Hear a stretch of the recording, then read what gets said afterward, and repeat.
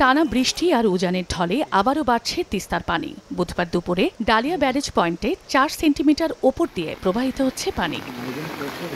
পানির তোড়ে রংপুরের গঙ্গাচড়া, কাউনিয়া ও পীরগাছা উপজেলা, লালমনিরহাটের নদী তীরবর্তী হাতীবান্ধা, কালীগঞ্জ ও আদিতমারী উপজেলা এবং নীলফামারীর নিম্নাঞ্চল প্লাবিত হয়েছে। তলিয়ে গেছে সড়ক ও ফসলের ক্ষেত। বসতবাড়িতে পানি প্রবেশ করায় রান্নাসহ নানা কাজে দুর্ভোগে বাসিন্দারা। খাটের কাছাকাছি পানি হয়েছে, গরু ছাগল মানুষ যানবাহন একদম যোগাযোগ বিচ্ছিন্ন।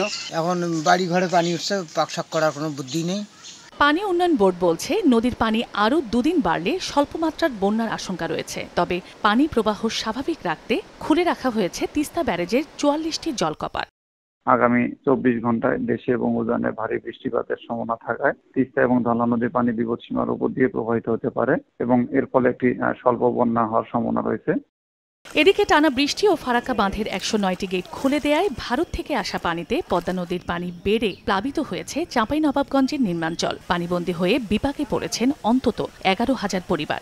জলাবদ্ধতার কারণে ক্ষতিগ্রস্ত হয়েছে ফসলি জমি। ফারাক্কার বাঁধ প্রতি বছর ছাড়ে, কিন্তু কোন বছর বেশি হয়, কোন বছর এবার কেমন ছেড়েছে, এবার মনে ভাই চাইছে ব্যাপার। এই পদ্মা নদীতে আমাদের এলাকাকে ছাড়খাড় করে দিলে আমাদের তো খাওয়া দাওয়ার আখা চুলা জ্বালার কোনো পথ নাই, আখা জ্বলে না, এরকম রান্না বান্না করতে সমস্যা। 200 একর জমি ডুবে গেছে এখন পর্যন্ত। ধান তারা কোনো শীষ ফুটলা, এই অবস্থাতে ধান ডুবে গেল। আমাদের বাড়ি থেকে বাজার আসতে প্রায় 2 কিলো রাস্তা সম্পূর্ণ পানিবন্দী। তবে আগামী 2-3 দিনের মধ্যে পানি কমতে শুরু করবে আশা পানি উন্নয়ন বোর্ডের।